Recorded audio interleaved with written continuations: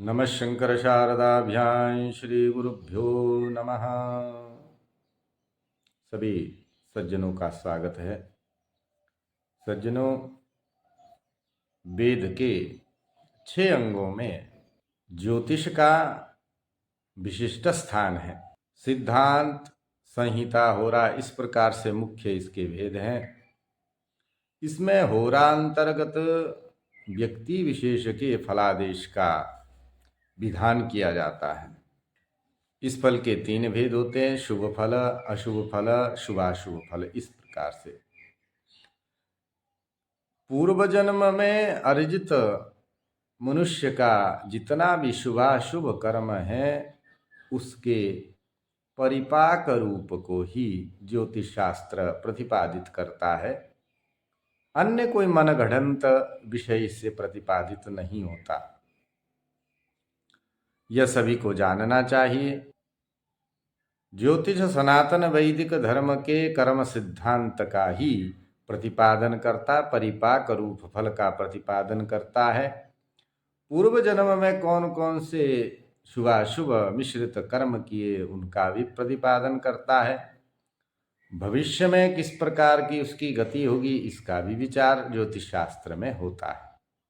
अतः यह शास्त्र प्राणी के समस्त शुभाशुभ कर्म को बताने वाला है। न केवल बताने वाला है, अशुभ कर्म से उत्पन्न हुए दोषों को किस प्रकार से हम दूर करें, उसका भी उपाय कहा जाता है। किसी जातक विशेष के फलादेश करने में बहुत प्रकार के नियम शास्त्रों में प्रतिपादित किए गए हैं। फलादेश का जो क्रम है वो आधान लग्न से, जन्म लग्न से, प्रश्न लग्न से और गोचर वशात के अनुसार से भी बताया जाता है। आधान लग्न तो गर्भाधान के समय में जो लग्न विशेषता, उसी समय के इष्ट काल से लग्न आदि समस्त ग्रहों का साधन करके शुभाशुभ का प्रवचन शास्त्रों में यही विधान है। परंतु यह गर्भाधान का अत्यंत सूक्ष्म काल जो है, सामान्य मनुष्यों को ज्ञात नहीं हो पाता। इसलिए जन्म काल से शुभाशुभ फल कहने का वर्तमान में क्रम चल रहा है। जन्म समय भी उत्तम, मध्यम, अधम कोटि का इष्ट काल होता है। उस इष्ट काल के आधार पर सभी ग्रहों का साधन, लग्नादि भावों का साधन करके शुभाशुभ फल विवेचन किया जाता है। वर्तमान समय में कुंडली बना करके अर्थात जातक के माध्यम से फलादेश करना और गोचर के माध्यम से फलादेश करना और प्रश्न के माध्यम से फलादेश करना, ऐसी 3 विधाएं वर्तमान में प्रचलित है। जो कुंडली अर्थात जातक के माध्यम से जो फलादेश किया जाता है, वह फलादेश दशा, ग्रहों की दशांतर दशा के माध्यम से हम प्रतिपादित करते हैं, नाभस योग को छोड़ करके। क्योंकि नाभस योग जो नियत फलदा होते हैं, इसलिए वो किसी दशा की अपेक्षा उनको नहीं होती। और कुछ अन्य योग भी होते जिनको दशा की अपेक्षा नहीं होती, परंतु अधिकाधिक योग ऐसे हैं जो किसी भी ग्रह के माध्यम से, योगों के 6 प्रकार शास्त्रों में बताएं किस प्रकार से योग होता है, वो कभी दूसरी बार हम विचार करेंगे। तो ये जो फलादेश जातक के माध्यम से, फलादेश ग्रह से उत्पन्न होने वाला कोई योग है, शुभ हो, अशुभ हो, मिश्रित हो, किसी भी प्रकार का योग हो, वह फल हम दशा के माध्यम से, दशांतर दशा के माध्यम से कहते हैं। गोचर तो वर्तमान में ग्रह किस राशि में विराजमान है, स्थान में विराजमान है, उसके अनुसार फलादेश करते हैं। प्रश्न के माध्यम से तात्कालिक जिस समय प्रष्टा ने प्रश्न पूछा उस समय के इष्टकाल के आधार पर ग्रह साधन लगन आदि साधन करके शुभाशुभ फल कहा जाता। यह विधि है। इन 3 विधियों का प्रचलन वर्तमान में भी सर्वत्र भारत में हो रहा है कि हमें कुंडली के माध्यम से फलादेश करना चाहिए या प्रश्न शास्त्र से फलादेश करना चाहिए या गोचर वश से फलादेश करना चाहिए। फलादेश के इन 3 पक्षों में किसी एक से फलादेश करना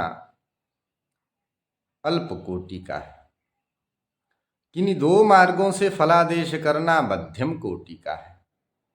तीनों प्रकार की विधा से फलादेश करना यह उत्तम कोटि का श्रेष्ठ फलादेश है, ऐसा आचार्य कहते हैं। प्रश्नमार्गकार कहते हैं ग्रहचार दशा प्रश्न फल संवाद संभवे सत्येव फलमादिश्यम शुभाशुभम संशयम। प्रश्नमार्गकार का यह मत है कि ग्रहचार से अर्थात गोचर के आधार पर दशा का अर्थ होता है कुंडली के माध्यम से दिया जाने वाला जो फल है वो दशा के माध्यम से हम बताते हैं। और प्रश्न इन 3 विधाओं से 3 प्रकार के मार्ग हैं। इन 3 विधाओं से अगर फल संवादे इन तीनों विधाओं से आने वाले फल का यदि एकमत्य हो, संवाद हो, एकमत्य होने पर जो है फलादेश कहना चाहिए, वही श्रेष्ठ फलादेश है। अगर किन्हीं 2 विधा में एक प्रकार का फल मिल रहा है वह मध्य है, किसी एक में एक प्रकार का फल मिल रहा है 2 में नहीं मिल रहा है तो वो अल्प कोटि अधम कोटि का फल है। तो हमें फलादेश तीनों विधाओं को मिलाकर के करना चाहिए। कुंडली के दशा माध्यम से, प्रश्न के माध्यम से और गोचर के माध्यम से तीनों प्रकारों को देख करके हमें फलादेश करना चाहिए। यह शास्त्रीय सिद्धांत है। कई बार ऐसा भी देखा गया है कि जन्म समय का विवरण उपलब्ध नहीं होता। ऐसी स्थिति में शास्त्रकारों ने नष्ट जातक का विधान किया गया, उस आधार पर फलादेश किया जा सकता है। प्रश्न मार्ग के माध्यम से फलादेश किया जा सकता है। इस प्रकार से जातक के फलादेश का विधान है। अन्य विधियां भी लोक में प्रचलित प्रथित उस क्षेत्र विशेष में है, उनका भी शास्त्रोक्त होने पर समाश्रय लिया जा सकता है। अतः फलादेश का जो ये 3 प्रकार का क्रम है, इसका हमें अच्छी प्रकार अध्ययन करना चाहिए गुरुमुख से और इस पे अभ्यास करना चाहिए। सभी होरा ग्रंथों का हमें अध्ययन करना चाहिए, ऊहापोह पटुत्व संपादन करना चाहिए और मंत्रवित भी होना चाहिए।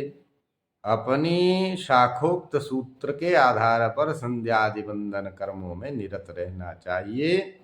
ऐसे उस दैवज्ञ की जो वाणी होती है वो कभी खाली नहीं जाती है, वो एकदम सटीक बैठती है।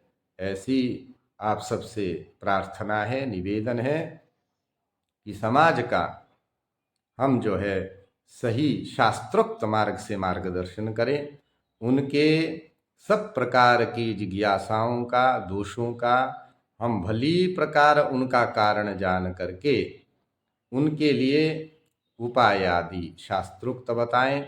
उसी के आधार पर हम इस शास्त्र और समाज की सेवा करें, ऐसी आशा के साथ आप सभी का मंगल हो, भगवती सभी का कल्याण करे। हर नमः पार्वती पतये, हर हर महादेव शंभो। जय श्री राम।